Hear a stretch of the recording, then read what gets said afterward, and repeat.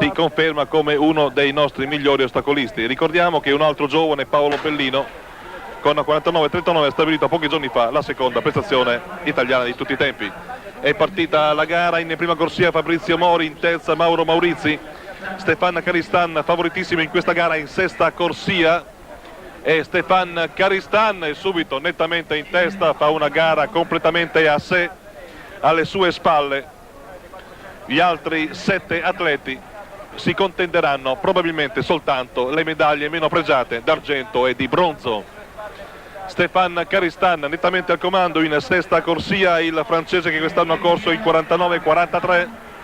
Eccolo qui Stefan Caristan, comunque appesantito improvvisamente, la sua partenza è stata troppo fulminea evidentemente, ma può reagire Caristan, ed ecco che in seconda posizione va Fabrizio